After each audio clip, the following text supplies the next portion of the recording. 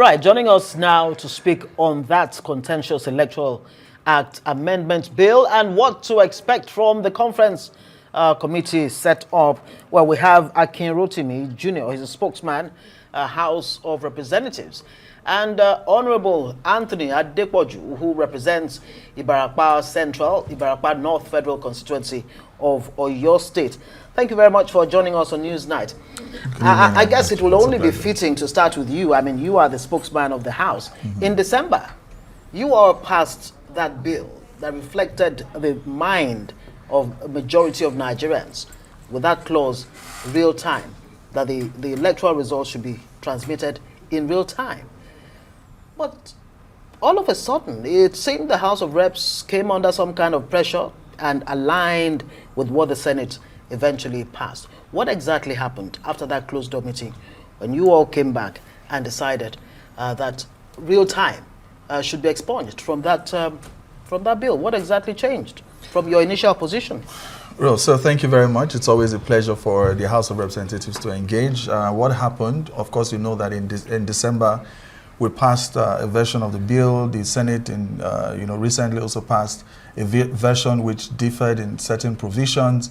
And per our Senate rules and the House standing orders, it's required that a conference committee be set up, to be able to harmonize the positions, which included 12 members from the House and 12 members from the Senate, which was bipartisan. You had members from the ruling party, you had Labour, APGA, PDP, and all the likes.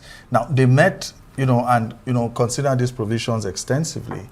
But during the period while they were still meeting, INEC made the announcement, of the electoral timetable. And based on feedback from Nigerians that, look, this might affect, voter turnout. 2019, you had about 35% voter turnout. 2023, you had about, 2019, you had about 35%. 2023, you had about 29%. Yeah. Exactly. So now when you now add religious observances like Ramadan and Lent, you'll anticipate that, it will be a lot worse. So to prevent that, we thought that it was important that we reconvene.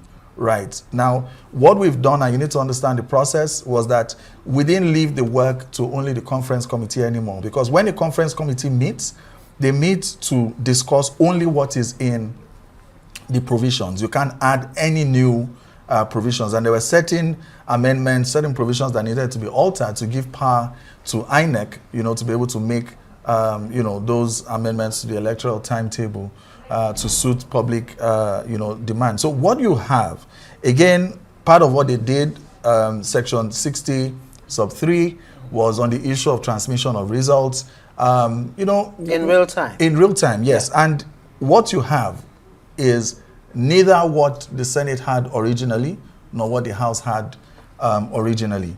It was discussed and extensively, both the conference committee, which was a bipartisan committee, and a lot of consultations across the board, to arrive at those provisions. And we count on the media to be able to educate Nigerians a lot more that transmission of results electronically is mandatory. It's very, very clearly stated in the provisions that was passed by both the House and the Senate today. It's mandatory.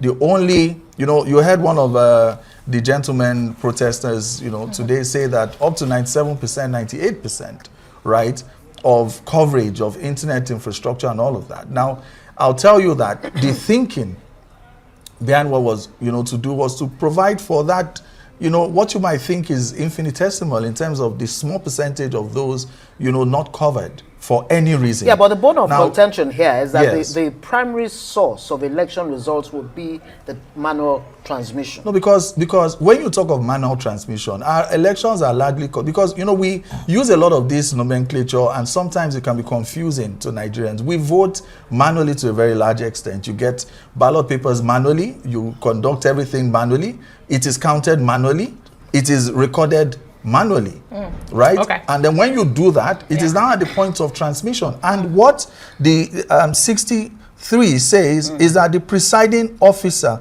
shall electronically transmit the results from each polling unit to IREV portal. Okay. You know, yes. So, Honorable, we have to yes. pause it there. And Honorable Adepoju, we did not forget you. I have two questions for you. So, you know, this is fair and balanced. But before I come to you, let's bring to our viewers a summary of what happened in the Green Chamber today from our correspondent, courtesy our correspondent.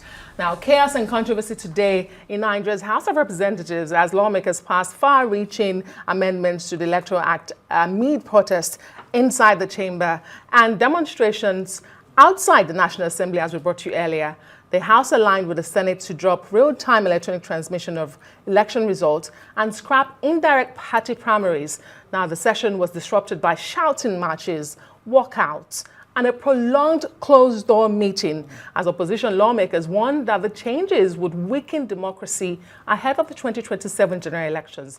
Well, here's the report by our correspondent Adesoa Giwa Osage.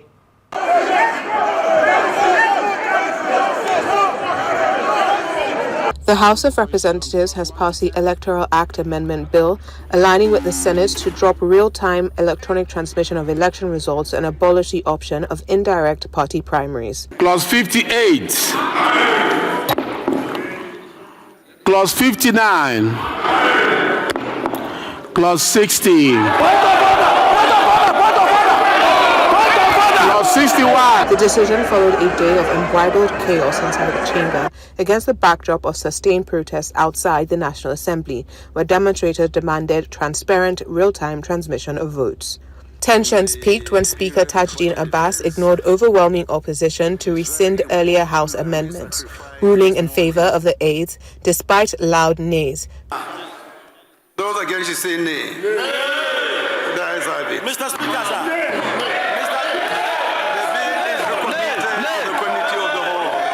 Triggering pandemonium that forced lawmakers into over an hour of a closed-door executive session.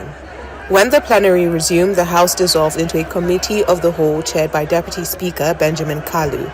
Attempts to pass multiple clauses at once sparked fresh protests, with lawmakers storming the floor. No. Point of order, Mr. Chairman. You're supposed to read line by line. Point of order. Plenary today was disrupted 3 times before the House reverted to clause-by-clause consideration. The most contentious provision, Section 63, had originally mandated real-time electronic transmission of votes and enjoyed wide support when passed in December. Its reversal today split lawmakers sharply across party lines, prompting opposition members to stage a walkout amid chants accusing the ruling APC of stealing the people's mandate. Another major change sees the removal of indirect primaries under Section 84, effectively centralizing control of party nominations in national party leadership, raising concerns that popular candidates would now be shut out without approval from Abuja. Pay attention to Section 84. This is not democracy at all. This is pure fraud. Minority lawmakers warn the amendments weaken democracy at its core and are calling on Nigerians to raise their voices. And so these are issues that we feel that Nigerians should take up from here. As your representatives, we have made our position known. Describing today's events as a stark reminder that while the minority may speak, the majority will ultimately have its way. Nobody has any issue with anybody. And I believe that a lot of the members in the House that went through this process with us had the same good intent for their people. But when it is now an issue of whipping, and it is voting on party lines as opposed to what is the people's desire, it's wrong. Adesoa Giwa Osage, Arise News, Abuja. Thank you, Adesoa. Now, Honorable Adepoju, that summarizes what happened earlier today. And we heard your colleague speak in responding to questions earlier. He used the word we. He talked about bipartisan committees. But for many Nigerians, what played out today looked like a lot of partisan biases. You're a member of the opposition. How did you feel today? Do you agree with him when he says we, the decision taken today as regards the Electoral Act amendment was a joint decision? Did you agree with that? I think Nigerians, but those that were not there today, they all can all see what happened on the floor of the House. It was definitely not bipartisan. It was, what happened today, I can tell you, was nothing short of a rape on our democracy. This is something we have worked hard for since 1999. And if we, at this point of our democracy, can still be thinking of having elections that may not be free and fair, it's a shame. It's a shame on the National Assembly. Because what we wanted today was to make sure that the Nigerian people believe in this process. The process, all we're saying is, let's transmit these results in real time. The former chairman of INEC, there was a video that has been going around, for a couple of weeks now, where he said that INEC can transmit these results in real time. So if the former chairman said so, how come now we're saying we don't want that? All we're saying here is we want Nigerians to have trust in our democracy. We want Nigerians to be able to elect the leaders that they want. And what we saw play out today was just something that I think the APC, are just trying to, not do what the Nigerian people want. We are standing with the Nigerian people. I can tell you 80% of Nigerians want real-time transmission of results, and it can be done. We have tested in so many ways, and it's been proven that this can be done. So why are we trying to avoid it? Something else I want to talk about, I think is very important, that was discussed today on a while ago, is the mode of primaries. We have always had direct primaries, indirect primaries, and consensus. That has always been the way it's always been. Now, the APC want to remove indirect primaries. Why? Let the parties decide what exactly they want to do. That's the way it's always been.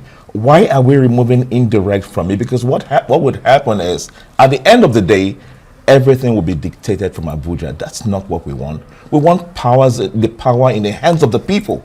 We want the people to be able to say what they want.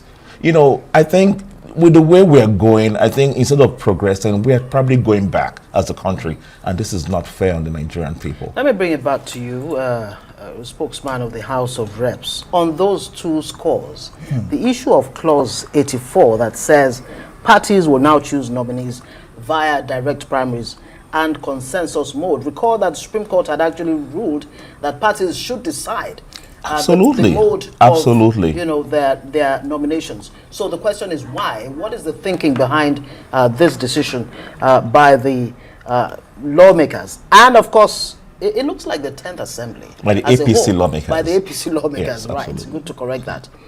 It does seem, from all indication, that the 10th Assembly of the APC has betrayed Nigerians who expect transparent, acceptable electoral process.